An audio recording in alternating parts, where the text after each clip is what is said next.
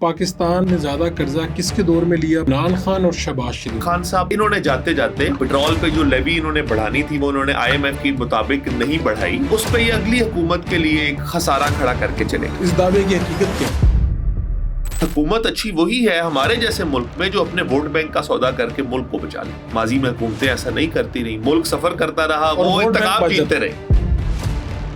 Doctor صاحب کے حوالے سے کہا جاتا تھا یار یہ ڈالر کو روک لیتے ہیں، کیا گدڑ سنگھی ہے؟ کچھ ہے؟ یہ کوئی گاڑی تو ہے نہیں جس کے آگے کوئی بندہ کھڑا ہو جائے اور اس کو روک لے۔ 8 مہینے بعد پاکستان ڈیفالٹ کے دہانے پہ کھڑا ہو گیا۔ ایک گروہ یہ کہتا تھا اسلام آباد میں کہ یہ امریکہ سے دوری کی وجہ سے۔ شہباز شریف صاحب انہوں نے ووٹ بینک پہ سیکریفائس دیا، اس کی قربانی دی۔ IMF سے پاکستان ان سے چھٹکارا پا سکتا ہے؟ IMF کے پاس قطعی طور پہ اس لیے نہیں جاتے کہ ہمارے پاس ملک چلانے کا پیسہ نہیں، ہمارے پاس امپورٹ کرنے کے لیے ڈالر نہیں۔ انکل صاحب کا جو فون ہے وہ بھی کام آتا ہے یا نہیں آتا؟ بسم اللہ الرحمن الرحیم، فاروق بڑا شو میں خوش آمدید۔ آج ہمارے مہمان ہیں اسد اعجاز بٹ صاحب، امریکہ میں اکنامکس پڑھا رہے ہیں۔ یہاں پر انہوں نے سرو کیا، سول سرونٹ ہے، اور یہاں پر اسحاق ڈار ہوں، مفتاح اسماعیل ہوں، ان کے ساتھ انہوں نے سرو کیا ان کے PSO کے طور پہ، اور اکنامکس ان کا سبجیکٹ ہے۔ خاص طور پہ یہ بات کہ پاکستان کے جو مسائل ہیں، معاشی مسائل، ان کی جڑ کیا ہے، پاکستان میں کیا کیا ہوا، پاکستان کے فی بندے پہ قرض کیا ہے، پاکستان کے جو مسائل ہیں یہ کیسے حل ہوں گے۔ تو آج کا جو پوڈ کاسٹ ہے وہ انہی حوالے سے ان سے پوچھیں گے۔ جناب بہت شکریہ آپ کا اسد بھائی۔ تھینک یو فاروق صاحب، thank you for having me, بہت شکریہ آپ کا۔ یہ بتائیں پہلے کہ لوگ پوچھتے ہیں نا یار کس نے زیادہ قرضہ لیا، کس گورنمنٹ نے، تو آپ نے، میں دیکھ رہا تھا آپ نے ریسرچ پوری رکھی ہوئی ہے، تو یہ بتائیے کہ آپ نے کوئی کمپیریزن اگر ہم کریں آج کی گورنمنٹ کا یا آج کے پرائم منسٹر کے دور کا اور پچھلے پرائم منسٹر یعنی عمران خان اور شہباز شریف، تو پاکستان نے زیادہ قرضہ کس کے دور میں لیا، پاکستان کی معاشی حالت کس کے دور میں بہتر تھی؟ دیکھیں، پہلے تو میں فاروق صاحب یہ بتاتا چلوں کہ دسمبر 2022 میں پاکستان آپ کو یاد ہے ڈیفالٹ کر رہا تھا۔ ہمیں ڈیٹیں دی جاتی تھی کہ 4 دن رہ گئے، 5 دن رہ گئے، 1 ہفتہ رہ گیا۔ وہ ڈیٹوں کا مقصد، ویسے میں یہ آپ کی آڈینس کے لیے بتاتا چلوں، یہ ہوتا ہے کہ ملک میں کتنے دنوں کی آپ کے پاس فورن ایکسچینج ریزرو یا ڈالر کتنا موجود ہے ملک میں تیل خریدنے کے لیے۔ اگر تو آپ کے پاس ریزرو میں اتنا ڈالر موجود ہے کہ آپ ہفتے کا تیل خرید سکو تو نمبر یہ دیا جاتا ہے کہ ہفتے بعد آپ ڈیفالٹ۔ اس کا مطلب ہے کہ اگر عام زبان میں ہم سمجھیں کہ ڈیفالٹ ہونا ہوتا کیا ہے، تو وہ یہ ہے کہ آپ کے پاس کتنے ڈالر موجود ہیں جن کا آپ کتنا تیل موجود ہے، سمجھے نا، بالکل آسانی سے کر لیتے ہیں۔ بالکل، اور اس پہ پھر آپ اپنے قرضوں پہ ڈیفالٹ کر جائیں، یعنی کہ آپ نے جو بیرونی ملکوں کی یا بیرونی اداروں کی آپ نے قرضوں کی ادائیگی کرنی ہے، ان کو آپ ہاتھ کھڑے کر کے کہہ رہے ہیں ہم سے نہیں ہو رہا، ہم ڈیفالٹ کر کے۔ اور ڈالر آپ سے کیوں نہیں ہو رہا؟ کیونکہ ڈالر آپ بنیادی طور پہ اس وقت تیل خریدنے کے لیے خرچتے ہیں۔ تو 2022 میں جب آپ ڈیفالٹ کر رہے تھے تو اسی وقت یہ PDM کی 16 مہینے کی حکومت آپ کو یاد ہے، اپریل 2022 میں یہ حکومت آئی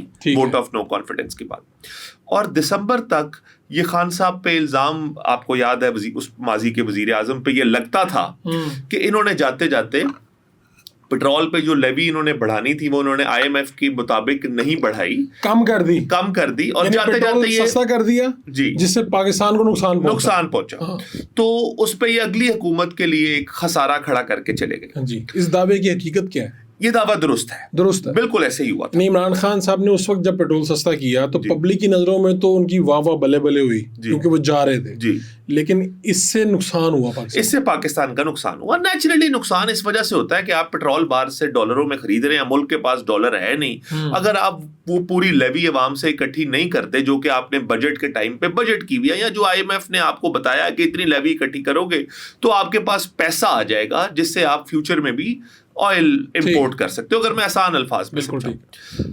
پاکستان نے اس وقت ایسا نہیں کیا دسمبر 2022 تک۔ ویسے 2022 میں رشیا یوکرین کی جنگ شروع ہوئی جس سے تیل کی قیمتوں میں اوور نائٹ بہت بڑا اضافہ ہوا، تو وہ ایک کرائسس خان صاحب کے آخری 2 مہینے میں ہم پہلے ہی فیس کر رہے تھے، وہ وہاں سے آ گیا اور خان صاحب نے بجائے کہ تیل مہنگا ہوتا تیل کو سستا کر دیا، جس وجہ سے 7-8 مہینے جو شہباز شریف کی PDM کی حکومت کے پہلے 8 مہینے تھے پاکستان ڈیفالٹ کے دہانے پہ کھڑا ہو گیا۔ اس وقت آپ کو یاد ہے مصر ڈیفالٹ کر رہا تھا، وینزویلا ڈیفالٹ کر تھا، سری لنکا ڈیفالٹ کر گیا اور پاکستان کی باتیں چل رہی تھی۔ اچھا، اس میں روکتا ہوں یہاں پہ یہ مجھے بتائیں کہ یہ اس طرح پرائم منسٹر تو نہیں، معیشت کا آدمی تو نہیں ہوتا، پرائم منسٹر کو کہا گیا ہوگا نا کہ آپ یہ سستا کر دیں یا یہ کیا ہوگا آپ کے خیال؟ یہ معیشت کا تو فاروق صاحب فیصلہ ہی نہیں ہے، یہ تو سیاسی فیصلہ ہے. اچھا، انہوں نے اپنا ووٹ بینک دیکھنے کے لیے فیصلہ کیا. تو مجھے لگتا یہ ہے، اگر میں اس وقت کے معاشی ماہرین سے میری جتنی بات ہوئی تو وہ یہ کہتے ہیں کہ ہم خان صاحب کو اس کے اگینسٹ وارن کر رہے تھے بڑا سیریس، کہ آپ نے نہیں کرنا، کہ یہ نہیں کرنا.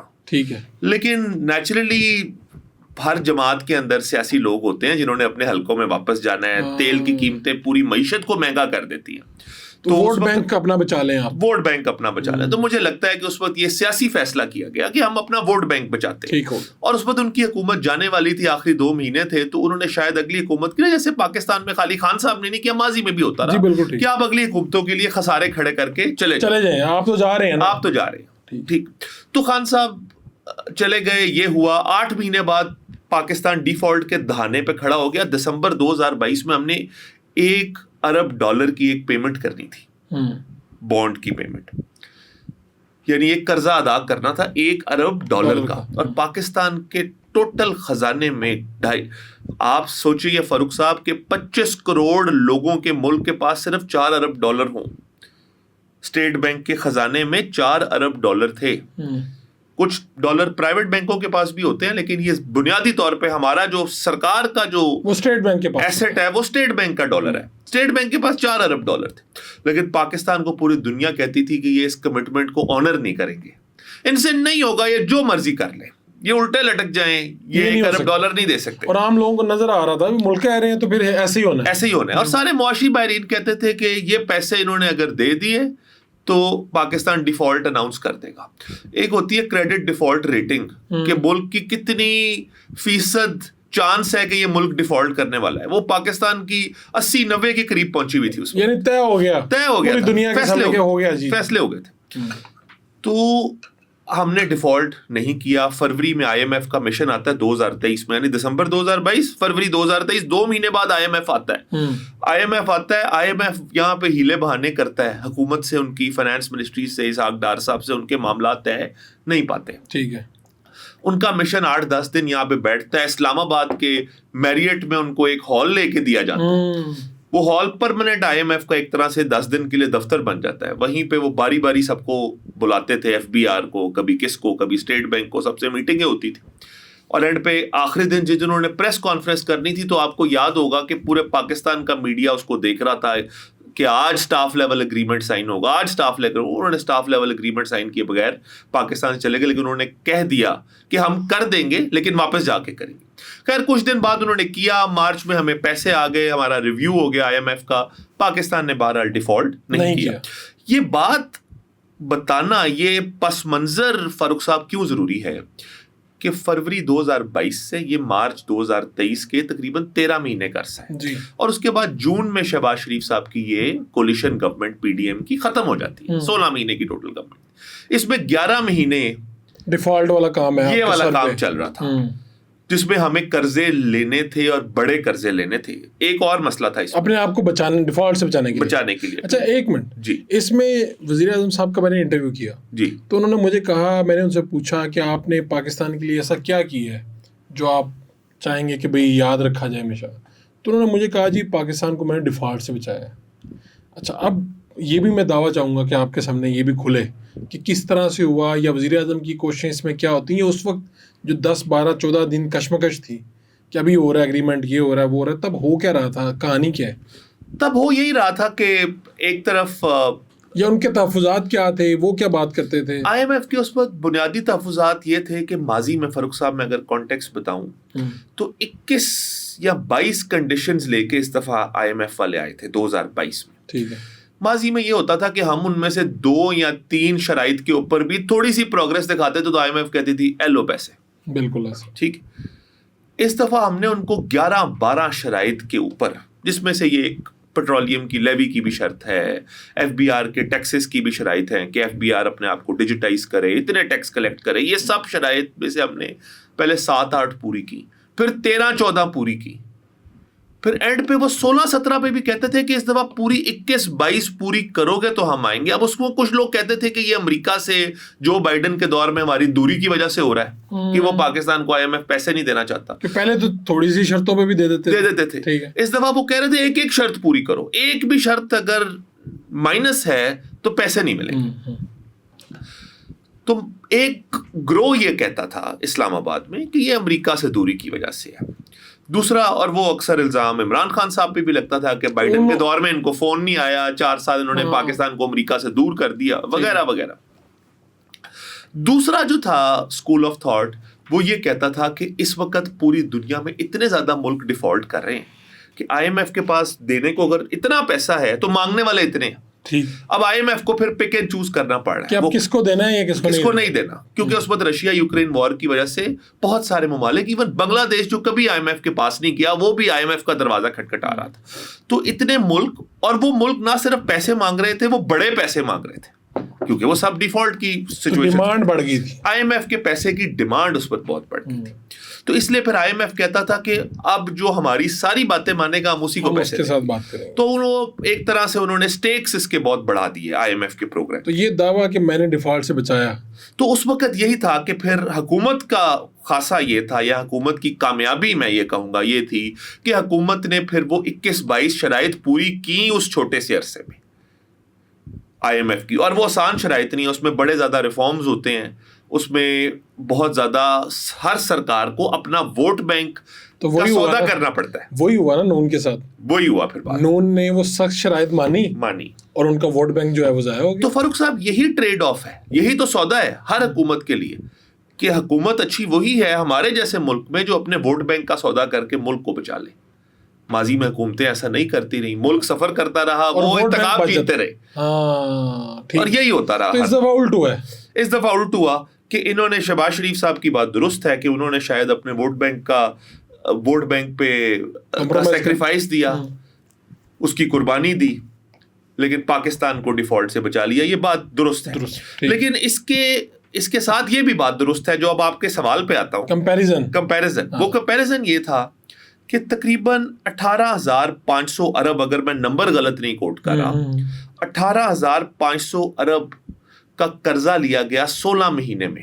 یہ پی ڈی ایم کے دور میں. ٹھیک ہے, یہ ڈیفالٹ کی سچویشن سے اس کا تعلق اس وجہ سے بھی تھا کہ اس وقت مہنگائی بہت تھی, چونکہ تیل بہت مہنگا ہو گیا تھا. تیل جتنا مہنگا ہوگا آپ اتنا ہی زیادہ قرضہ لینا پڑے گا اس تیل کو خریدنے کے لیے. تو یہ بات درست ہے. 18,500 ارب کا مطلب ہے کہ اس غریب ملک کے اوپر, ہر شہری کے اوپر 41 ارب دن کا قرضہ لیا جا رہا تھا ان 16 مہینوں میں. یعنی کہ اگر پر ڈے 41 ارب کا قرض ہم لے رہے تھے ان 16 مہینوں میں. ٹھیک ہے, یعنی اگر میں 18,500 ارب کو تقسیم کروں 16 مہینوں پہ, اور 16 مہینے میں جتنے بھی دن بنتے ہیں اس پہ, تو 41 ارب دن کا قرضہ ہم لے رہے تھے اس دور میں. ٹھیک ہو گیا. اچھا, یہ نمبر بالکل سیم ہے پی ٹی آئی کے دور میں, دن والا نمبر نہیں, total number. 18,000 Arab P T I کے دور میں بھی لیا گیا, لیکن 3.5 سالوں میں, لیکن وہ 3.5 سال, 3 سال 9 مہینے میں لیا گیا. اب وہ 3 سال 9, جی 16 ماہ میں 3 سال 9 مہینے بنے تقریباً 45 مہینے. یعنی وہاں پہ 45 مہینوں میں 18,100 ارب تقریباً لگ بھگ قرضہ پی ٹی آئی کے دور میں لیا گیا, جس کو اگر میں دن پہ ڈیوائڈ کرتا ہوں تو دن پہ تقسیم کر کے وہ 14.5 ارب روپیہ دن کا پی ٹی آئی لے رہی تھی. 41 ارب ورسز 14.5 ارب. اچھا, اگر ہم یہ دیکھیں کہ یہاں پہ ایک ڈیفالٹ کی سچویشن تھی, دنیا میں مہنگائی تھی, اس کو ہم سائڈ پہ کر دیں, اور اس سے پیچھے کے پی ٹی آئی 2022 سے پیچھے کے 75 سالوں کو دیکھیں, تو پی ٹی آئی نے پاکستان کی تاریخ کا سب سے زیادہ قرضہ لیا تھا. یعنی کہ ووٹ آف نو کانفیڈنس کے ٹائم پہ جو بات کی جاتی تھی وہ غلط نہیں تھی. یعنی پی ٹی آئی نے اپنے 3.5 سالوں میں اس سے پہلے جتنی بھی حکومتیں آئی تھیں ان سب سے زیادہ قرضہ لیا تھا. بالکل درست, 200%. یعنی کہ 2022 کے اپریل میں جو الزام لگتا تھا وہ درست تھا کہ قرضے کی بات کی جاتی تھی کہ نیا پاکستان بنے گا, نیا پاکستان تو آپ نے کشکول توڑ دیں گے, تو آپ نے اتنے قرضے لے لیے. ٹھیک ہے, اور یہ بات بھی درست ہے کہ پھر ان 16 مہینوں میں اس سے بھی زیادہ لیا گیا. یہ دونوں باتیں اپنی جگہ, یہ امر دونوں درست ہیں. جی فاروق صاحب. اچھا اب یہ بتائیے کہ پاکستان پہلے تو یہ کہ آئی ایم ایف کیا ہے, جو عام آدمی سمجھتا ہے کہ یار ایک جگہ ہے وہاں پہ لوگ کام کرتے ہیں, وہ جہاں پہ لوگ قرضہ لیتے ہیں ان سے, بنیادی طور پہ ملکوں کو قرضہ دیتا ہے وہ آئی ایم ایف. پاکستان کب آئی ایم ایف کے پاس گیا, اور جو یہ دعوے کیے جاتے تھے, یہ نواز شریف صاحب کہا کرتے تھے کہ ہم آئی ایم ایف کو گڈ بائی کہہ دیں گے, یا ایسا ہو گیا ویسا ہو گیا, خاص طور پہ کہا جاتا ہے 2015-16 یا 14 جو ہے یہ بڑا بیسٹ جا رہا تھا معیشت کے حوالے سے. یہ دعویٰ کس حد تک درست ہے؟ اور دوسرا یہ کہ آئی ایم ایف جو ہے اس کے پاس ہم کب گئے, اور اب ہمارے کیا چانسز ہیں وہاں سے واپسی کے؟ تھوڑا مشکل سوال ہے, مشکل سوال ہے لیکن واپسی کے دیکھیں فاروق صاحب, بنگلہ دیش اور بھارت دونوں آئی ایم ایف کے پاس نہیں جاتے, دونوں آئی ایم ایف کے پاس نہیں جاتے. بھارت میں ایک وزیر اعظم ہوئے, ان کا نام تھا منموہن سنگھ, بالکل بڑے نامور آدمی, اور اکونومسٹ تھے. منموہن سنگھ مووی بھی بنی بڑی زبردست, بنی. منموہن سنگھ ایک جانے مانے اکونومسٹ تھے جی, اور پھر وہ بھارت کے فائنانس منسٹر بنے. منموہن سنگھ پاکستان کے ایک بڑے مشہور اکونومسٹ ہیں, پی ٹی آئی کے دور میں ابھی وزیر بھی تھے, ان کو ریفارمز کا وزیر بنایا گیا. عشرت حسین صاحب, بالکل ہے. عشرت حسین صاحب کی منموہن سنگھ سے ملاقات ہوئی تو منموہن نے ان کو یہ کہا کہ میں نے پاکستان ابھی تک وہ ریفارم نہیں کر پا رہا, نواز شریف نے وہ پروسیس 90s میں شروع کیا جو میں نے ارلی 90s میں سمجھ لیا تھا کہ اس کے بغیر اتنے بڑے ملک نہیں چل سکتے. وہ پروسیس ہے نجکاری کا. انہوں نے کہا جب تک سرکار ہر چیز میں شامل رہے گی تو معیشتیں نہیں چلیں گی, نقصان ہوتا رہے گا. جیسے ابھی ہمیں پی آئی اے میں ہوا, اسٹیل مل, فلانا فلانا, ٹھیک ہے. تو انہوں نے 1991 میں, آپ فاروق صاحب اگر پتا ہو 47 سے 1991 ہم 36 سال پہلے ہم بھارت سے 91 تک بہت آگے تھے معیشت میں. معاشی طور پہ ہم بھارت سے زیادہ مستحکم تھے, ہمارے پاس خوشحالی بھارت سے زیادہ تھی, ہمارے لوگوں کے پاس نوکریاں بھارت سے زیادہ تھی ہم, اور اسی وجہ سے جنگی میدان میں بھی ہم بھارت سے آگے تھے, ہم گلوبل سٹینڈنگ میں بھی بھارت سے آگے تھے 1991 تک. 47 سے 91 کے 44 سال, حالانکہ اس میں بیشتر چیزیں ہوئیں, اس میں پاکستان میں مارشل لا آئے, بھٹو کی نیشنلائزیشن ہوئی جن کو کہا جاتا ہے کہ اس نے معیشت کے پہیے کو پیچھے کی طرف دھکیل دی. آپ کا ملک جو ہے آدھا ہو گیا, آدھا ملک ہو گیا, سب کچھ ہوا, پھر بھی ہم 91 تک ان سے آگے تھے. اس سب کے باوجود, اس سارے پولیٹیکل سیاسی ایکسپیریمنٹس کے باوجود ہم ان سے آگے تھے. ہم پیچھے رہ گئے ریفارمز میں. 91 میں منموہن سنگھ وزیر اعظم تو بنے 2003 میں یا 4 میں شاید غالباً, لیکن اس وقت وہ فائنانس منسٹر تھے. پہلے کانگریس کی حکومت تھی, وہ فائنانس منسٹر تھے. انہوں نے ایک نجکاری کا پروسیس شروع کیا. انہوں نے کہا جتنی یہ اسٹیٹ اونڈ انٹرپرائزز ہیں میں ان کی نجکاری کرنے لگا, جو بائی دا وے 90s میں نواز شریف صاحب نے بھی پروسیس شروع کیا. اور منموہن سنگھ کو میں کوٹ کر رہا ہوں کہ انہوں نے کہا کہ نواز شریف پاکستان میں اب وہ اچھا کام کر رہے ہیں جو ان کو بہت پہلے کر لینا چاہیے تھا, چونکہ بھارت میں انہوں نے 1991 میں کر دیا. اس نجکاری کے ثمرات جو ہیں وہ بھارت کو 8-10 سال بعد ملنے شروع ہوئے, جب وہاں پہ آئی ٹی سیکٹر بن گیا, انڈسٹری ان کی ڈیولپ ہونی شروع ہو گئی, اور 2000 کے بعد جو دنیا میں ایک آئی ٹی سیکٹر میں بوم آیا, بھارت نے اس کا اتنا بڑا فائدہ اٹھایا کہ وہ دنیا کی ایک آئی ٹی ایکسپورٹنگ کا جائنٹ بن گیا, اور وہیں سے ان کی معیشت بنی. ٹھیک ہے, تو بات یہ ہے کہ پاکستان اس کے برعکس انڈیا کو ڈالر جو ایکسپورٹ سے مل رہا ہے, اور 2007 کے بعد بھارت نے پوری دنیا میں نا اپنی لیبر ایکسپورٹ کرنی شروع کی. یہی بھارت میں چھوٹے چھوٹے لوگ اسکل سیکھتے ہیں, جہاں جائیں آپ کو یہی ملتے ہیں, انڈین ملتے ہیں. انہوں نے دنیا میں تعلقات بنائے تاکہ ان کی لیبر کو ویزے آسانی سے ملے, اور اس تعلقات کا ان کی لیبر نے بھرپور فائدہ اٹھایا. اور لیبر ان کے پاس بہت ہے, اس وقت دنیا کی سب سے بڑی آبادی ہے, چائنا کو کراس کر کے وہ لارجسٹ پاپولیشن بن چکے ہیں. پاکستان نے یہ دونوں, آپ جیسے انگریزی میں کہتے ہیں نا, وی مس دا بس. نہیں, یہ ریفارمز کیوں نہیں کر سکے نواز شریف؟ پولیٹیکل کنسنسس کی وجہ سے. نواز شریف صاحب نے وہ پروسیس مختلف ادوار میں کیا. مشرف دور میں بھی پی ٹی سی ایل کی نجکاری ہوئی, حکومت اس ٹیکس سیکٹر کے اندر ریفارم کرنے کی کوشش کرتی رہی کہ شہری کے لیے آسان ہو. جیسے آپ نے اور میں نے کل اگر کوئی کاروبار سیٹ اپ کرتے ہیں تو کتنا مشکل ہے. اس وقت پاکستان میں کہا جاتا ہے کہ ایک کاروبار سیٹ اپ کرنے کے لیے آپ کو 30 سے 35 مختلف اداروں کے لائسنس اور پرمٹ چاہیے. اب یہ ایک سادہ سا ریفارم ہے کہ آپ ایک ون ونڈو آپریشن پورے ملک میں, وہیں سے سب کچھ ہو جائے گا. وہیں وہ آپ کا. اب کینیڈا کا کیا سسٹم ہے جی, کینیڈا میں ہر صوبے میں ایک ادارہ ہے, اس کو سروس پورے ملک میں اس کو سروس کینیڈا کہتے ہیں، اور ہر صوبے میں ان کے اس صوبے کے نام سے سروس فلانا، جیسے انٹیریو ہے تو سروس انٹیریو کہا جاتا ہے۔ جتنی صوبائی سروسز ہیں وہ آپ ایک سروس انٹیریو کے دفتر میں داخل ہوتے ہو، وہیں سے آپ کا گاڑی کا ڈرائیونگ لائسنس بھی بنتا ہے، وہیں سے آپ کا آپ نے اسلحہ لینا ہے اس کا لائسنس بھی بنتا ہے، اور ایک ہی جگہ سے سب کچھ ہوتا ہے۔ آپ نے کمپنی سیٹ اپ کرنی ہے تو وہیں جانا ہے آپ۔ یہ ریفارم ہمارے ملکوں میں نہیں ہو سکا، اور اس کی بڑی وجہ کاہلی بھی ہے، سستی بھی ہے، پولیٹیکل کنسنسس کا نہ ہونا، پھر کنٹینیوٹی، پالیسی انکنسسٹنسی کا بھی ایشو ہے کہ ایک گورنمنٹ کرتی ہے وہ 3 سال بعد اس کا بستر گول کر دیا جاتا ہے، اگلی حکومت آتی ہے وہ پھر زیرو سے سٹارٹ کرتی ہے، ٹھیک ہے۔ اور یہ ماضی کا ہمارا سلسلہ بہرحال چلتا رہا، جو بتدریج ابھی بھی چل رہا ہے۔ آج بھی کوئی میجر ریفارم تو پاکستان میں نہیں ہو رہا۔ تو آپ کے سوال کا فاروق صاحب جواب دیتے ہوئے IMF کہ اس وقت ہماری پھر مجبوری بن گیا IMF، جو بنگلہ دیش اور بھارت کی اسی وجہ سے نہیں بنا۔ بنگلہ دیش نے اس کے برعکس کیا بنگلہ دیش میں ہوا کہ انہوں نے صرف اپنا ایک سیکٹر، ٹیکسٹائل سیکٹر، اس میں ریفارم کر دیا۔ پورے دنیا کا ٹیکسٹائل بنگلہ دیش آ گیا۔ آپ کو پتا ہے کہ پاکستانی ٹیکسٹائل والا بھی اس وقت بنگلہ دیش میں زمین خرید کے فیکٹری لگا رہا ہے، کیونکہ وہاں پہ چیزیں سستی ہیں، لیبر سستی ہے، باقی سب کچھ ادھر ہی ہو رہا ہے۔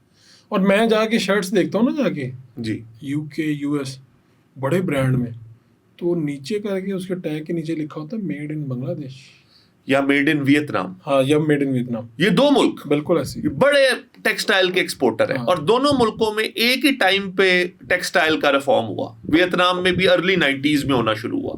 یہ صرف پاکستان نہیں کر سکا۔ پاکستان میں بھی آج 60 سے 70% ہماری ایکسپورٹ ایک سیکٹر سے آتی ہے، ایک سیکٹر سے، ٹیکسٹائل سے، کپڑے سے۔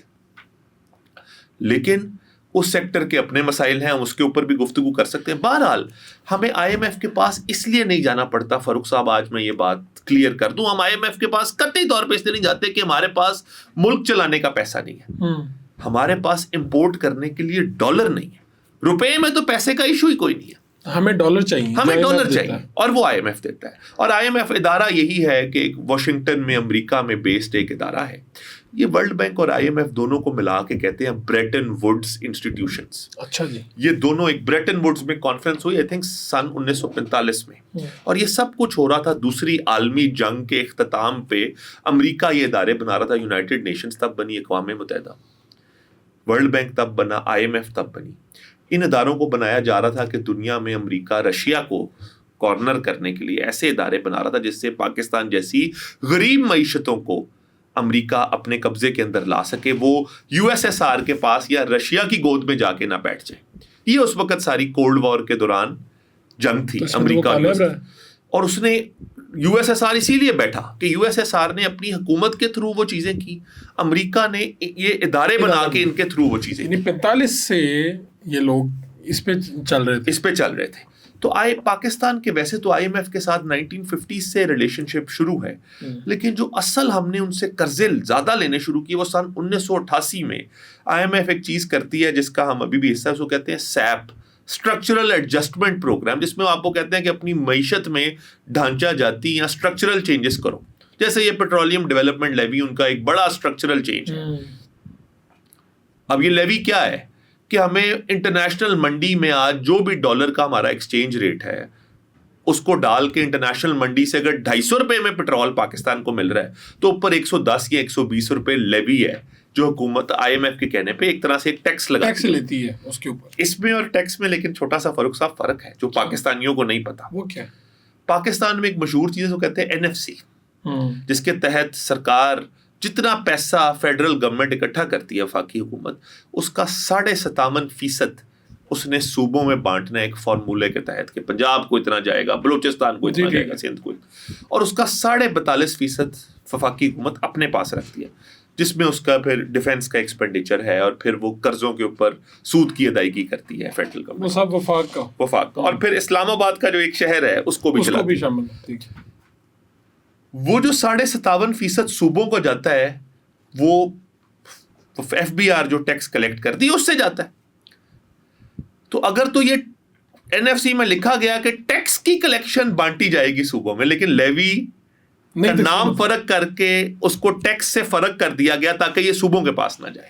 اب جو لیوی ہے بنیادی طور پہ تو ٹیکس ہی ہے، جو حکومت 1 لیٹر پیٹرول پہ میرے سے آپ سے 100 105 10 روپے لیتی ہے جی یہ اب صوبوں کو نہیں جاتا, یہ فیڈرل کے پاس ہے. فیڈرل کے پاس اور اس طرح جو آپ ٹیکس ویسے جمع کرتے ہیں, سیل ٹیکس فلانا ٹیکس, یہ وہ جو ابھی جمع کر رہی ہے جی یہ صوبوں میں تقسیم ہوتا ہے. یہ صوبوں میں اس لیے اس بجٹ میں یہ چیز کی گئی کہ ٹیکس کے اوپر بے تحاشا چھوٹیں دی گئی. صوبے یہی تو اس وقت کہہ رہے ہیں کیا ہمیں آپ نے چھوٹے دے دی کہ بھئی آپ پیسے نہ جمع کر سکو, ہاں اور خود آپ پیٹرول سے اتنا کر لو گے, اتنا کر لو. انہوں نے لیوی بڑھا دی, ٹیکس کم کر دیا. اب جب ٹیکس کم کیا وفاقی حکومت ہے تو انہوں نے کہا جی اینا ہی ٹیکس پورے ملک تو کلیکٹ ہوا ہے, ایہی سارے آنچے ونڈیا جائے گا.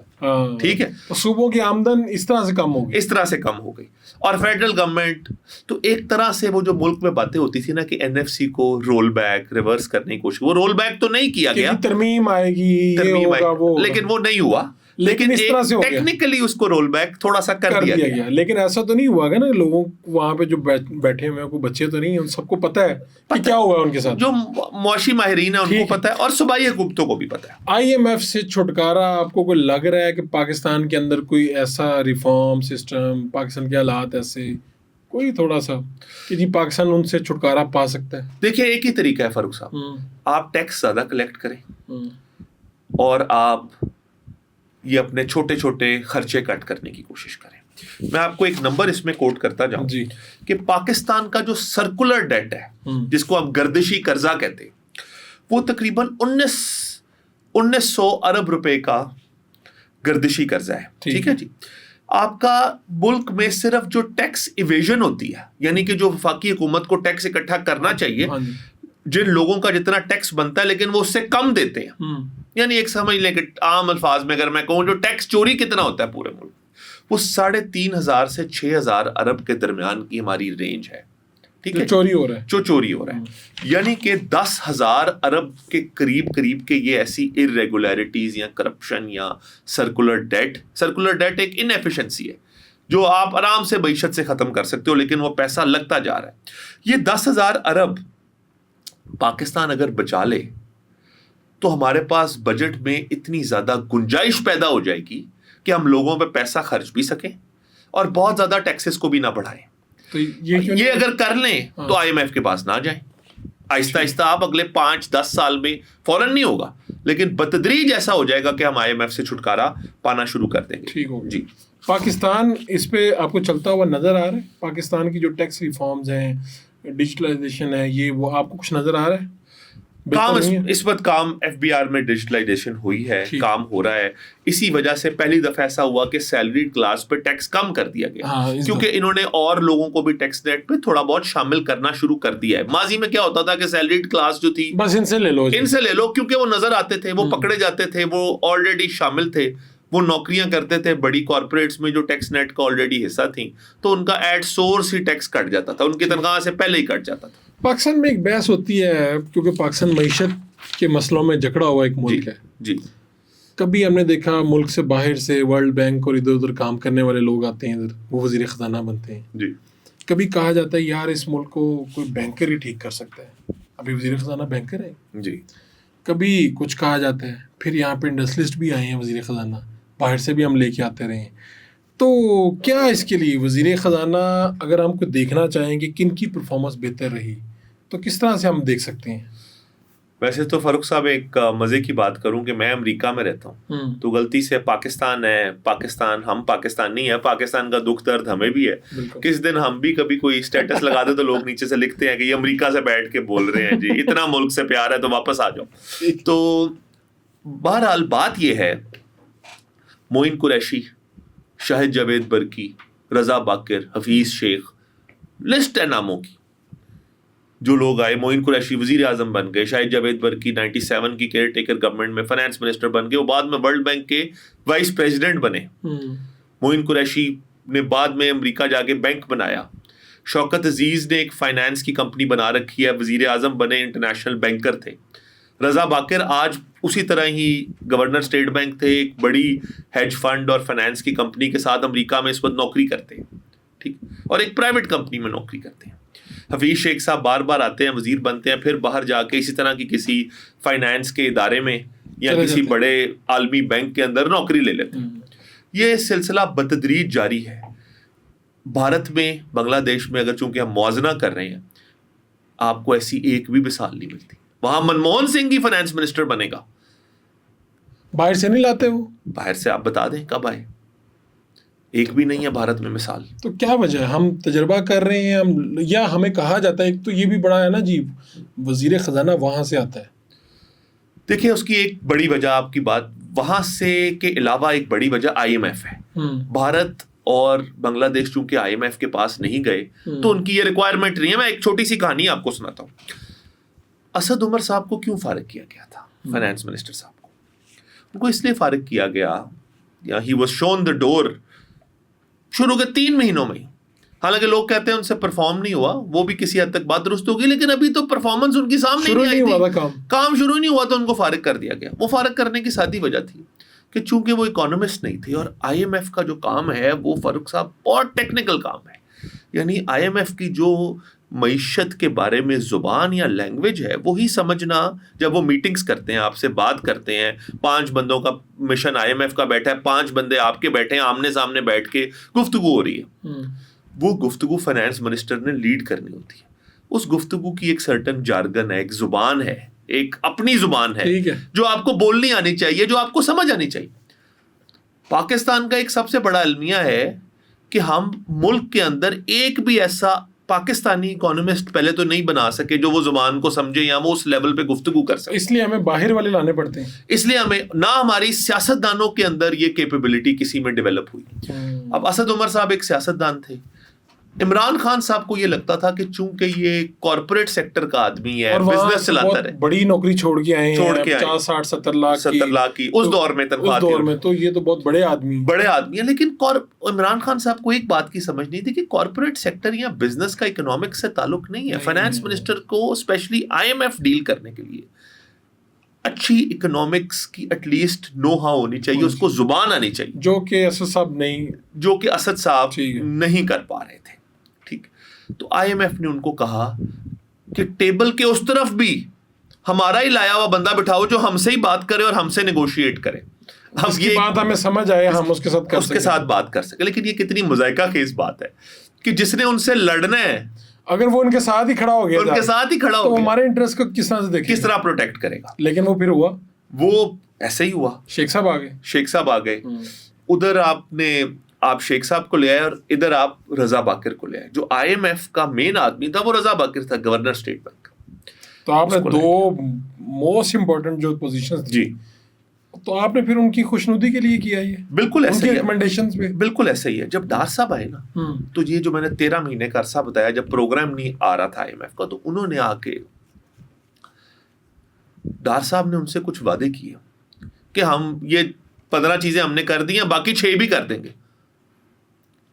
IMF نے فاروق صاحب صاف لفظوں میں کہا, حالانکہ وہ سیاسی بات جملہ کبھی نہیں بولتے, ان کا کام ہی نہیں ہے. انہوں نے کہا آپ کی بات کیسے مان لیں. یہ بارہا IMF کے مشن چیف ہوتے تھے, نیتھن پورٹر پاکستان کے مشن کے چیف تھے. پورٹر صاحب کہتے تھے آپ کی بات کیسے مان لیں, آپ کے پچھلے 4 فائنانس منسٹر جو PTI نے بدلے اور آپ 5ویں ہیں, وہ سارے بھی یہی کہتے تھے. انہوں نے کہا آپ کی حکومت نے بھی دوسرا بدل دیا, مفتہ صاحب کو بھیج کے آپ دوسرے فائنانس منسٹر آ گئے ہیں 10 مہینے کے اندر, اور پچھلی حکومت نے بھی 3 یا 4 وزیر بدل. انہوں نے کہا 5واں یا 6واں وزیر ہے پچھلے 4.5 سال میں, تو ہم کس پہ یقین کریں. انہوں نے کہا سب یہی وعدے کرتے تھے اور بعد میں ایک بھی چیز نہیں کی انہوں نے, تو ہم کیسے آپ کی بات ماننے کے آپ کریں گے. یعنی کہ ٹرسٹ ڈیفیسٹ اتنا زیادہ تھا, یہ فقدان اتنا بڑا تھا کہ پہلے تو ان 13 مہینوں میں IMF کے ساتھ یہ ٹرسٹ ڈیولپ ہوا.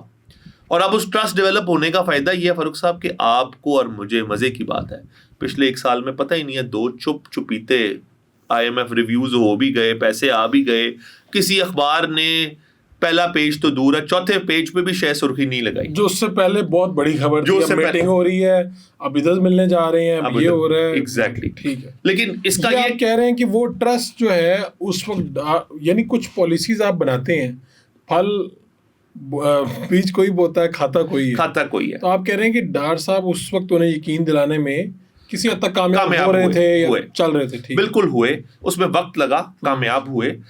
تو بات سوال پھر وہی ہے کہ یہ انٹرنیشنل بینکرز جو آتے ہیں، ایک تو اس کی آنے کی وجہ آئی ایم ایف ہے، لیکن ایک بڑی وجہ یہ ہے کہ یہ وہ زبان بولتے ہیں جو آئی ایم ایف سمجھ پاتی ہے، کیونکہ ان کا انٹرنیشنل بینکنگ کا ایکسپیرینس ہے.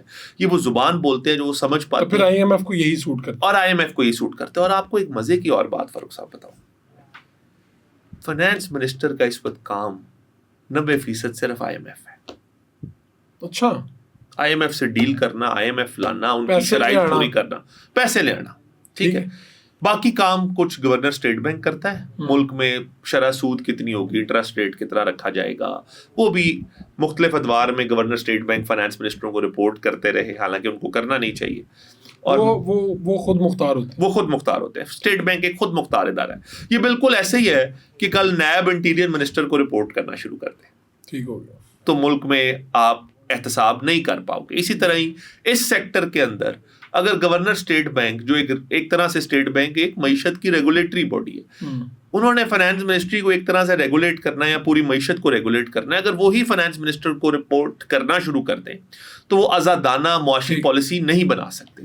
تو بہرحال میں کہہ یہ رہا ہوں کہ انٹرنیشنل بینکرز اسی لیے آتے رہے کہ وہ آئی ایم ایف سے اچھا ڈیل کرتے تھے، اور فائنانس منسٹر کا کام صرف آئی ایم ایف. اب جو فائنانس منسٹر ہیں وہ کیسے ہیں، یعنی کیسے سے مراد میں پھر کام کی بات کروں، پرسنلی نہیں کہہ رہا کہ وہ کیسے. جی، کام دیکھیں، ابھی تک آئی ایم ایف کی وہ ریکوائرمنٹس کو پورا کر رہے ہیں جس وجہ سے 2 ریویوز ہو گئے. یہ مجھے نہیں پتا کہ ان کو وزیر اعظم ہاؤس سے یا دوسرے کوارٹر سے کیا ڈائریکشن ملتی ہے اور وہ اس کو کس حد تک سکسیسفلی پورا کرتے ہیں، کیونکہ پاکستان میں ایک آئی ایم ایف کو سیٹسفائی کرنا ہے اور دوسری سیٹسفیکشن فائنانس منسٹر کی ہے کہ وہ انٹرنلی بھی سیٹسفائی کریں سب کوارٹر کہ میں سب بھائی ٹھیک جا رہا ہوں.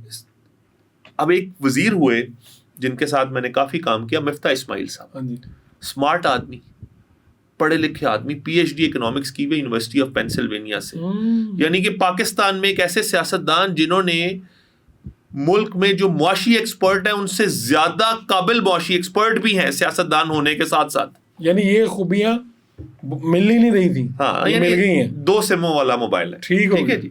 لیکن اس 2 سموں والے موبائل کے ساتھ فاروق صاحب پاکستان میں یہ ہوتا ہے کہ وہ جو اسد عمر کے بالکل برعکس ہوتا ہے.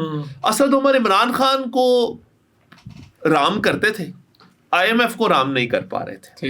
ٹھیک ہے جی. اس کے بعد مفتاح صاحب آتے ہیں، ابھی شیخ کا دور چلا جاتا ہے، پی ڈی ایم کی گوند، مفتاح صاحب آتے ہیں، مفتاح صاحب کا برعکس ہونا شروع ہوتا ہے اور آئی ایم ایف کو رام کرنا شروع. آئی ایم ایف کو رام کر لیتے ہیں لیکن اپنی جماعت کو رام نہیں کر پاتے، اور وہاں سے جماعت میں مخالفت ہوتی ہے. کیونکہ مفتاح صاحب کا یہ اوپینین تھا، وہی جو ہم نے شروع میں بات کی، کہ اس وقت اپنے ووٹ بینک کا سودا کر لو، بڑا سودا کر لو، لیکن پاکستان کو ٹھیک کر دو. لیکن وہ جو ریفارمز کر رہے تھے، وہ مفتاح صاحب کہتے تھے ان کے ثمرات ہمیں ملیں گے 2040 میں، 2035 میں، لیکن پاکستان کھڑا ہو جائے گا. وہی بھارت نے جو 1991 میں کیا، جو ہم نے شروع میں بات کی. پاکستان کا مسئلوں کا حل یہ ہے جس طرح انڈیا کا ماڈل ہے، یا کہیں پہ جو لوگ فائنانس میں آتے ہیں، فائنانس منسٹر، اور پھر آگے وزیر اعظم بن جاتے ہیں. ہمارے ہاں سیاسی طور پہ ایسا واقعہ ابھی تک پیش نہیں آیا، کیونکہ ہمارے پاس اس طرح کی جماعت نہیں ہے نا جیسی کانگریس یا بی جے پی ہے.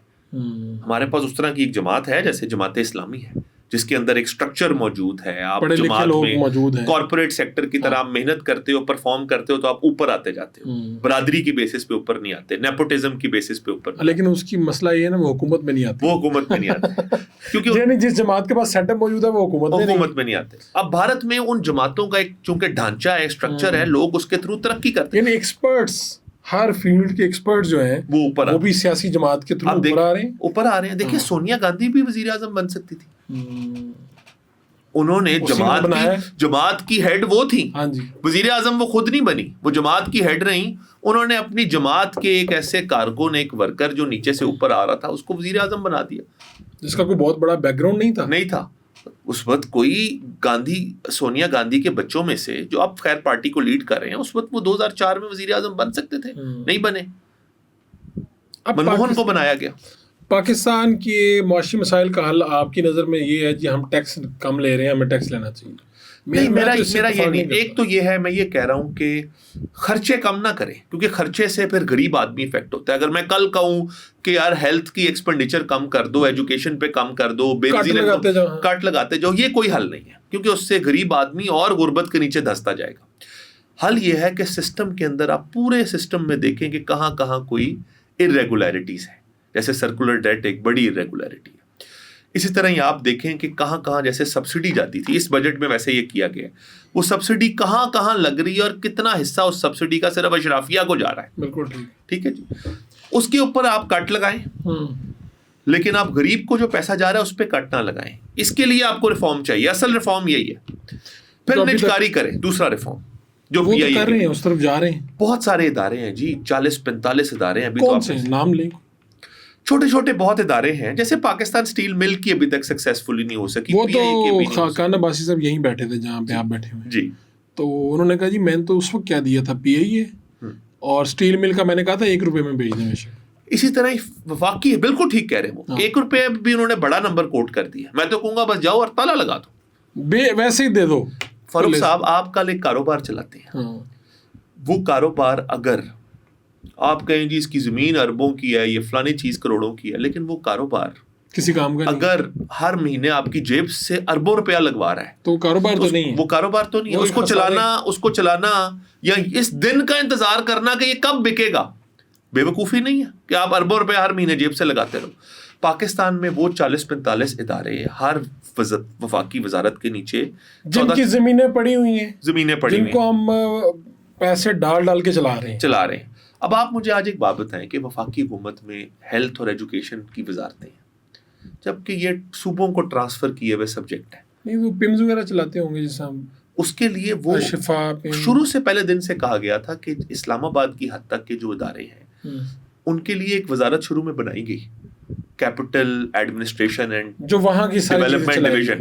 کہا گیا کہ اسلام آباد کے ہیلتھ ایجوکیشن سارے ادارے جو اسلام آباد کے شہر کے ادارے ہیں وہ ایک وزارت کے نیچے دے دیے جائیں, اور پھر ایجوکیشن ہیلتھ جو صوبوں کا سبجیکٹ ان کو ختم کر دیں. آج بھی ایجوکیشن منسٹری کے پاس فیڈرل گورنمنٹ میں 14 نیچے ادارے ہیں. فیڈرل ایجوکیشن منسٹری کے نیچے ذیلی ادارے جو ہیں 14 ادارے, ان کے پاس ہزاروں کی تعداد میں امپلائیز ہیں جو وفاقی حکومت آج بھی چلاتی ہے. تو بات یہ ہے کہ ایک تو آپ کو اس طرح کی سسٹم میں irregularities, یعنی ایک ڈپلیکیشن ہوئی بھی ہے نا, وہی کام صوبے بھی کر رہے ہیں, وہی کام وفاقی حکومت بھی کر رہی ہے, اور دونوں جگہ پہ آپ پیسے خرچ رہے ہیں, اور دونوں جگہ پہ وزیر ہیں, دونوں جگہ پہ سیکٹریز ہیں, دونوں جگہ پہ خرچہ سارا کچھ ہے, ان کو گاڑیاں یہ وہ سب کچھ ملا. اب یہ مجھے ایک بات بتائیں, کل فاروق صاحب میں یا آپ وزیر بنتے ہیں اور ہم کہتے ہیں ایجوکیشن منسٹری کو ختم کر دو فیڈرل گورنمنٹ سے, یہ کیا کوئی معاشی فیصلہ ہے؟ یہ ایک سیاسی فیصلہ ہے جو ایک کوئی قداور طاقتور تگڑا وزیر آئے, وہ آگے فیصلہ, وزیر اعظم آئے, وہ آگے یہ فیصلہ کر کے کہے کل میں ختم کر رہا ہوں, اور جو اس کے کیا ہوگا وفاقی حکومت میں فیڈرل منسٹری کے نیچے جو ہزاروں لاکھوں لوگ آئے ہیں وہ عدالتوں میں چلے جائیں گے, ریٹ پٹیشنیں کریں گے, اسٹے لے آئیں گے. کر دو ایک دفعہ یہ فیصلہ, دیکھی جائے گی کیا ہوگا, کتنے اسٹے آئیں گے. یہ سارا مسئلہ ہے. ان اسٹیز سے ڈر کے, اس ان پاپولیرٹی سے ڈر کے یہ فیصلہ نہیں کیا جاتا. جی یہ بتائیں کہ آپ نے مفتاح اسماعیل صاحب کے ساتھ کام کیا, ڈاٹ صاحب کے ساتھ کام, ڈاٹ صاحب کے حوالے سے کہا جاتا تھا یار کہ ڈالر کو روک لیتے ہیں, کوئی پتہ نہیں کیا کرتے ہیں, کیا گدڑ سنگھی ہے, کچھ ہے. ویسے میرے ہوتے ہوئے انہوں نے یہ نہیں کیا جب میں ان کے ساتھ کام کرتا, لیکن 2013 سے 17 کے دور میں یہ ایک اخبار میں کسی نے ڈارنومکس کے نام سے ایک آرٹیکل لکھا. سین ہے کوئی. دیکھیں جی, ڈالر کو روکنا آپ کوئی گاڑی تو ہے نہیں جس کے آگے کوئی بندہ کھڑا ہو جائے اور اس کو روک لے, یہ ایسے نہیں روک سکتی. ہاں یہ ضرور ہوتا ہے, اس میں لوگ اس کو ٹھیک بھی کہہ سکتے ہیں, غلط بھی کہہ سکتے ہیں. جو لبرل سائڈ پہ معاشی ایکسپرٹ ہیں وہ کہتے ہیں کہ معیشت کو چھوڑ دو, سرکار کی حکومت کی کوئی مداخلت نہ ہو, معیشت سب سے اچھی تبھی چلتی ہے. سرکار آتی ہے تو سسٹم میں انیفیشنسی آتی ہے, جس کی ہم ابھی پہلے بات کر چکے ہیں. ڈار صاحب, لیکن اگر ایک فائنانس منسٹر کو یہ لگتا ہے کہ ڈالر کو اگر ہم فری چھوڑتے ہیں تو اتنا ڈالر ہمیں آتا نہیں ہے جتنا ملک سے نکل جاتا ہے, تو اس کو ہمیں تھوڑا سا کنٹرول کرنے کی ضرورت ہے. تو وہ کہیں نہ کہیں کوئی کسٹم میں ٹیرف یا ڈیوٹیاں لگا کے اس کو روکتے ہیں. یا اس 16 مہینے میں ڈار صاحب نے بہت اچھی طرح ایک غلط چیز روکی تھی کہ انہوں نے جو ہمارے افغان بارڈر سے ڈالر سمگل ہوتا تھا, کسٹم کے ساتھ مل کے اس کا ایک لائحہ عمل بنایا تھا ڈالر کی روک تھام کے لیے, جس لیے اگر آپ کو یاد ہوگا کہ کچھ عرصے میں ڈالر 100 سے 300 پہ چلا گیا تھا اور پریڈکشنیں تھی کہ 450 پہ جانے والا, لیکن آج بھی 280 پہ کھڑا ہے, وہیں پہ کھڑا 4 سال میں اس کو روکا گیا. اس کو ایک تو اسمگلنگ کو کافی حد تک اس کی روک تھام کی گئی. پھر تیسرا یہ ہے کہ سادہ سی ایک بات ہے کہ پرائیویٹ بینکوں کے پاس یا جو ملک میں یہ ایکسچینج کمپنیاں ہیں, یہ جو ماضی میں جیسے خنانی اینڈ کالیا ٹائپ تھے, جو ابھی بھارت میں ایک فلم بنی, اس میں ان کے کریکٹر بنائے گئے, آپ سوچیں گے وہ کتنے طاقتور ہوں گے کہ بھارت میں فلموں پہ ان پہ کریکٹر بن رہے ہیں. تو اس طرح کی طاقتور ایکسچینج کمپنیوں کو اکثر فائنانس منسٹرز یہ کہہ دیا کرتے ہیں کہ آپ کے پاس ڈالروں کا ذخیرہ موجود ہے, اسٹیٹ بینک کے پاس موجود نہیں ہے, تو آپ مارکیٹ میں وہ اپنے پاس ذخیرہ کرنے کی بجائے اس کو مارکیٹ میں فلوٹ کریں تاکہ ڈالر کی قیمت تھوڑی سی نیچے آ جائے. جب مارکیٹ میں بہت زیادہ ڈالر آتا ہے تو اس کی قیمت تھوڑی سی گر جاتی ہے. اگر ڈالر کی سپلائی نہیں ہے مارکیٹ میں تو ہر بندہ ڈالر کے پیچھے بھاگے گا, ڈالر کے اوپر زیادہ بڑی بولی لگنی شروع ہو جائے گی, قیمت اوپر جائے گی. تو ڈار صاحب کے اوپر جو الزام تھا وہ یہی تھا کہ جی یہ مارکیٹ میں ڈالر پھینکواتے ہیں, اس کی قیمت نہیں چلاتے. یہ ممکن ہے ویسے اتنی بڑی لیول پہ پھینکا جا سکتا ہے؟ نہیں, اس لیول پہ نہیں پھینکا, کیونکہ عام آدمی یہ بات نہیں سمجھتا کہ یہ ساری ایکسچینج کمپنی ایک پورے ملک کے پاس, فاروق صاحب اگر پورے ملک کے 25 کروڑ لوگوں کے پاس, 250 ملین لوگوں کے پاس $4 بلین تھا, تو اس ملک میں ایکسچینج کمپنیوں کے پاس کتنا ہوگا؟ 400 ملین, 500 ملین, 600 ملین. تو یہ اس طرح نہیں ہو سکتا. اس میں سے 100-200 ملین اگر یہ پھینکوا دیتے تھے تو ایسی 5-10 روپے قیمت نیچے آ جاتی تھی. لیکن ڈار صاحب نے اگر اس وقت اس کو کنٹرول کیا تھا تو وہ بنیادی طور پہ اسی طرح کنٹرول ہوتا ہے کہ آپ اپنی ایکسپورٹ کو بڑھاؤ, یا ملک میں ریمیٹنسز آئیں, جو اس وقت بھی ریکارڈ ریمیٹنسز پاکستانی باہر بیٹھے ہوئے بھیج رہے ہیں, اسی کے تھرو ڈالر بنیادی طور پر. اس وقت کتنا قرضہ ہے پاکستان کا؟ یہ پاکستان اس سے کتنی دیر میں اتار سکتا ہے؟ فی بندے پہ کیا قرضہ ہوگا؟ آپ کے پاس تو اس کے اعداد و شمار ہوں گے, یعنی میرے پہ اور آپ پہ کتنا قرضہ ہے اس وقت؟ جی, قرضہ جو ہے جی اس وقت میرے اور آپ پہ روپیوں میں اگر میں آپ کو بتاؤں تو ایک پاکستانی شہری پہ 3,25,000 روپے پر شہری قرضہ ہے اس وقت, ٹوٹل ڈیٹ. میرے پہ بھی 3,25,000, اس پہ بھی, آپ پہ بھی, سب پہ بالکل قرضہ ہے جو سرکار کا قرضہ ہے. ٹھیک ہے جی, جو 25 کروڑ کے حساب سے یہ ہوا, یہ 25 کروڑ کی آبادی کے حساب سے. اچھا سوال پوچھا آپ نے, بالکل. یعنی کہ آج پوری قوم میں ہر شہری, چھوٹا بچہ بھی اس میں شامل ہے, یہ جو بچہ پیدا ہو گیا وہ بھی شامل ہے, وہ 3,25,000 روپیہ پر شہری دے دے تو پاکستان اپنا قرضہ اتار سکتا. اور جو پاکستان جن حالات میں, ان حالات میں یہ قرضے کب اتر سکتے ہیں, یا آپ کو اترتے ہوئے لگ رہے ہیں, یا یہ بڑھیں گے مزید؟ آپ کو میں فاروق صاحب ایک مزے کی بات بتاؤں. ویسے میں نے کافی مزے کی باتیں آج آپ کو بتائی, پتہ نہیں آپ نے انجوائے کیا ہے کہ نہیں. پاکستان میں ہر وقت, آپ نے بھی آج کے شو میں آدھی گفتگو IMF کے بارے میں کی, جی گفتگو ہوتی ہے صرف بیرونی قرضے کے بارے میں. آپ کو پتا ہے پاکستان کا 65 سے 70% ٹوٹل قرضے کا جو حجم ہے, اس کا 65 سے 70% اندرونی قرضہ ہے, جو حکومت پاکستان اپنے ہی شہریوں کا قرضہ لے کے بیٹھی ہوئی ہے. اچھا, یہ قرضہ کس طرح سے لیا جاتا ہے اندرونی؟ یہ میں بتا دیتا ہوں آپ کو. یہ قرضہ اس طرح لیا جاتا ہے کہ آپ اور میں جو پیسہ کماتے ہیں اس کا کچھ حصہ خرچ دیتے ہیں, باقی حصہ ہم سیو کرتے ہیں, جس کو ہم سیونگ کہتے ہیں. پورے ملک میں جتنے سیور ہیں, جن کے پاس تھوڑا زیادہ تنخواہ دار طبقہ, کاروباری طبقہ, وہ سارے لوگ پیسہ بینک میں رکھتے ہیں. بینک کیسے پیسے کماتا ہے کہ بینک وہ آگے کسی جگہوں پہ پیسے لگاتا ہے جس سے بینک کو انٹرسٹ آتا ہے. اب بینک نے اگر آگے جہاں پیسہ لگایا ادھر سے 12% انٹرسٹ لیا اور آپ کو اور مجھے 10% دیا, تو بیچ میں 2% کا یہ جو اسپریڈ ہے یہ بینک کا اپنا منافع ہے. ٹھیک ہے جی. اب وہ جو آگے لگانا ہے امریکہ یا پوری دنیا کی معیشتوں میں, وہ آگے پیسہ لگتا ہے, یا تو وہ بینک پیسہ دیتے ہیں ان لوگوں کو جو صنعتیں لگا رہے ہیں, اور پھر بینک ان سے انٹرسٹ لیتا ہے, یا وہ پیسہ بینک دوسری فائنینشیل مارکیٹس میں, سٹاکس میں, مختلف جگہوں پہ لگاتے ہیں, بزنس کرتا ہے بینک. ادھر کیا کرتا ہے؟ ادھر وہ سارا پیسہ حکومت کو دیتا ہے. بینک ہمارے جو پیسے ہیں سارے اٹھا کے حکومت کو دے دیتے ہیں. جی, حکومت, پھر حکومت سے انٹرسٹ لیتے ہیں. حکومت سے انٹرسٹ لیتے ہیں. حکومت بانڈ ایشو کرتی ہے, وہ سارے بانڈ عام شہریوں کی جگہ پرائیویٹ بینک خریدتے ہیں, سرکار کے بانڈ. اگر وہ بانڈ ہے 12% کا, تو اس کا مطلب یہ ہے کہ سرکار نے لیٹ سے 10 ارب روپیہ حبیب بینک سے لے لیا 12% انٹرسٹ پہ, تو گورنمنٹ آف پاکستان 12% اس 10 ارب پہ دے رہی ہے. وہ 10 ارب حبیب بینک کا نہیں ہے, وہ 10 ارب ان شہریوں کا ہے جنہوں نے حبیب بینک اندر رکھوائے. یعنی ہے پیسے ہمارے, قرضہ بینک دے رہا ہے, اور اس پہ انٹرسٹ بھی بینک لے رہے ہیں. ایگزیکٹلی. اب ہونا کیا چاہیے تھا, معیشت ترقی کیسے کرتی کہ وہ ہمارا پیسہ ہمیں ہی واپس آتا. فاروق وڑائچ کا پیسہ بینک میں رکھا جاتا. اسد اعجاز بٹ ایک آدمی ہے جو کہتا ہے جی میں نے ایک چھوٹی سی صنعت لگانی ہے, مجھے قرضہ چاہیے. اس قرضے سے میں مستفید ہوتا, میرا ہی قرضہ, میں اس سے, شہری کا قرضہ ایک اور شہری کے پاس ہی رہتا, لیکن ادھر حکومت مستفید ہو رہی ہے. اس وقت 64 سے 65% ہمارے ٹوٹل قرضوں کا حجم ڈومیسٹک اندرونی ڈیٹ ہے. میں اس کے نمبر آپ کو بتا دوں, 55,000 ارب کا ڈومیسٹک ڈیٹ ہے سرکار پاکستان کا, جو قرضہ انہوں نے اپنے یا تو شہریوں کا یا اپنے ملک کے بینکوں کا ادا کر رہے ہیں. 55,000 ارب. تو یہ ٹوٹل قرضوں کا کتنا پرسنٹ بن گیا؟ 64-65%. کیونکہ آپ کا جس کے بارے میں سارا دن بات ہوتی ہے, لڑائی ہوتی ہے کہ IMF دے کول جانا ہے, پیرس کلب کو یہ کر دو, چائنا کا ہمارے پاس اتنا قرضہ ہے, گلف کنٹریز کا اتنا ہے, وہ ٹوٹل 26,000 ارب ہے. ٹھیک. جبکہ 55,000 ارب اپنے شہریوں کا قرضہ ہے. یہ جب IMF کی ہوتے ہیں مذاکرات, میٹنگز, کیا اس میں آپ تو کئی چیزیں آپ نے دیکھی ہوں گی, پتہ ہوں گا آپ کو, ہوتا کیا ہے؟ کوئی واقعہ یا ہمارے وہاں پہ بات چیت کیا ہوتی ہے, کس لیول کے؟ بس یہ بتا رہے ہوتے ہیں کہ بھئی آپ ہماری یہ شرطیں پوری نہیں کر رہے, یہ کریں, لاسٹ ٹائم آپ نے یہ کیا تھا. اور اس میں جیسا آپ نے کہا نا, مفتاح صاحب آگے چلے جاتے تھے اور ان کے ساتھ بات چیت کرتے تھے, حالانکہ ان حالات میں مذاکرات کرنا اور مشکل کام تھا جن میں وہ تھے. تو ایکچوئل وہاں پہ ہوتا کیا ہے؟ وہاں پہ کوئی ذاتی تعلقات بھی کام آتے ہیں, اور انکل صاحب کا جو فون ہے وہ بھی کام آتا ہے یا نہیں آتا؟ دیکھیں, ہم IMF کو فون تو نہیں کراتے انکل سیم سے, لیکن یہ ضرور ہوتا ہے کہ وہ پیچھے سے ہی نیچرلی ایک امریکہ کے اندر بھی ایک ساری سیاست چل رہی ہوتی ہے.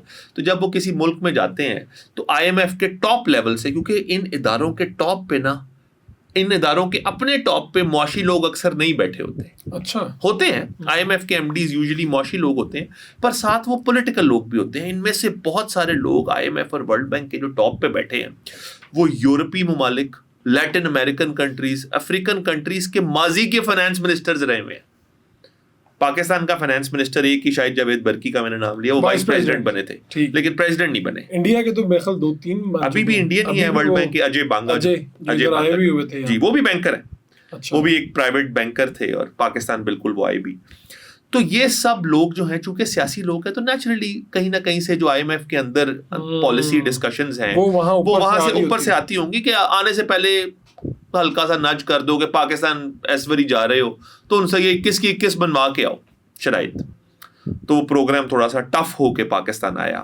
میں ایک مثال دے رہا ہوں. ٹھیک ہے. تو اس طرح یہ معاملہ ہوتا ہے. جب وہ ایک دفعہ پاکستان آتے ہیں, ایک چیز فاروق صاحب سمجھیے کہ خالی وہ جو 5 یا 10 دن کے لیے مشن آتا ہے, ہماری ان سے گفتگو یا بات چیت ان 5 دنوں کی میٹنگوں میں خالی نہیں ہو رہی ہوتی. اس سے پہلے وہ گفتگو ہم ان سے ریگولر ای میلز پہ ڈاکومنٹ ایکسچینج کر رہے ہوتے ہیں. فائنانس منسٹری میں ایک پورا ونگ ہے ایکسٹرنل فائنانس کا جو IMF کو ڈیل کرتا ہے, تو ان کی ریگولر خط و کتابت ان سے ہو رہی ہوتی ہے. IMF ان کو اپنی شرائط بھیج رہا ہوتا ہے, IMF ان سے گفتگو کر رہا ہوتا ہے.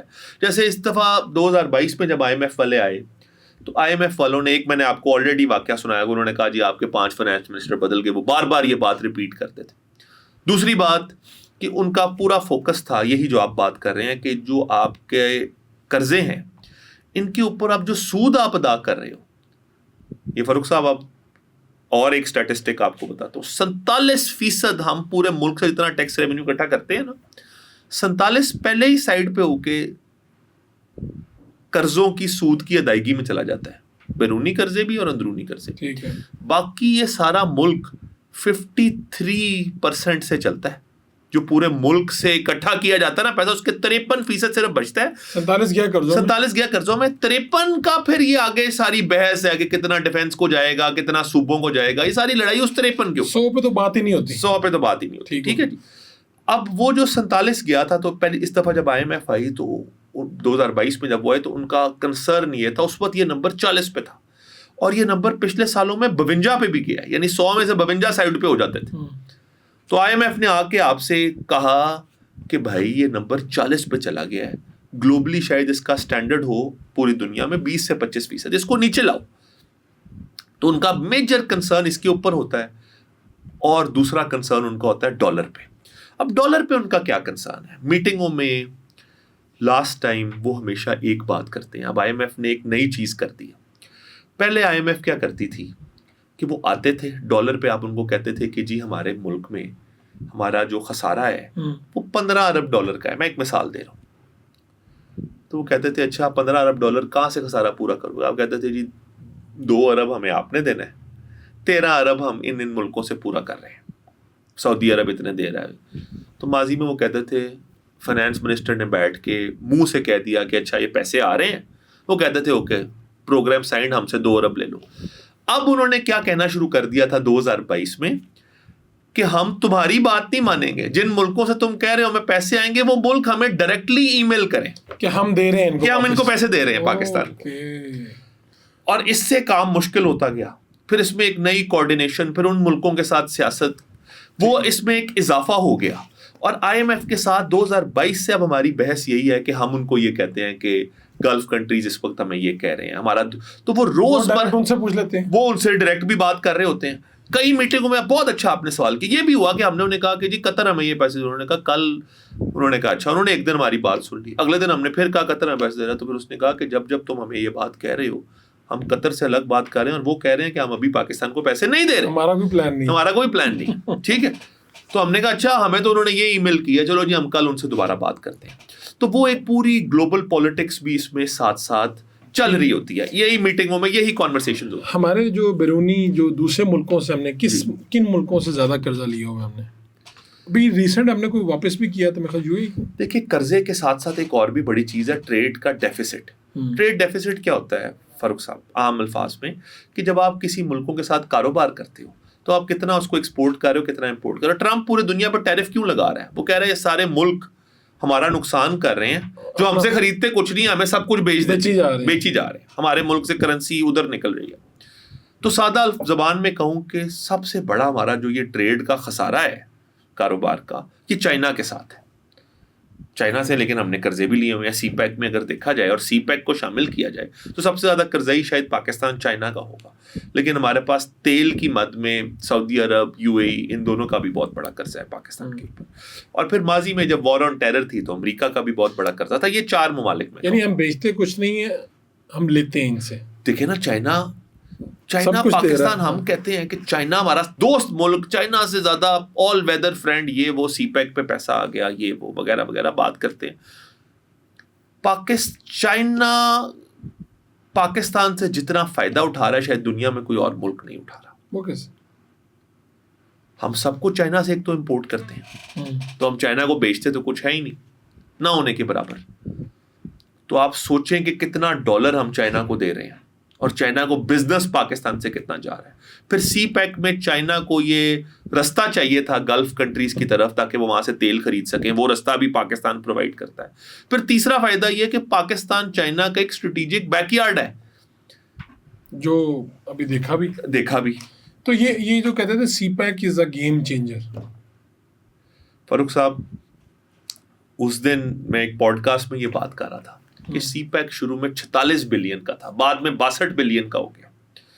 ہم پاکستان کی بات کرتے ہیں، ہم اپنے اداروں کو یہ سینسٹائز کرتے ہیں کہ جب آپ یہ ڈیلز کریں کنٹریز کے ساتھ، ہم نے اپنے انٹرسٹ کو پروٹیکٹ کرنا ہے. چائنا ہمارا دوست ہے، ہم نے پاکستان کو پروٹیکٹ کرنا ہے، وہ بھی اپنا انٹرسٹ دیکھتا ہے. تو ہم ان کو یہ کہتے تھے یا ابھی بھی یہ کہتے ہیں کہ یہ دیکھیں کہ اس میں پیسہ پاکستان میں کتنا آ رہا ہے، کیونکہ ایک بڑا خدشہ یہ ہے.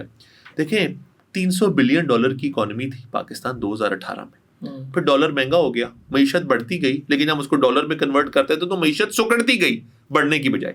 آج وہ معیشت 400-450 بلین ڈالر کی ہے. ٹھیک ہے جی، 10 سال بعد تو 62 بلین تو لگ بھگ ان 10 سالوں میں ٹوٹل ایڈ نہیں ہوئے جتنا سی پیک اکیلا کلیم کرتا ہے کہ ہم نے ایڈ کر دیے.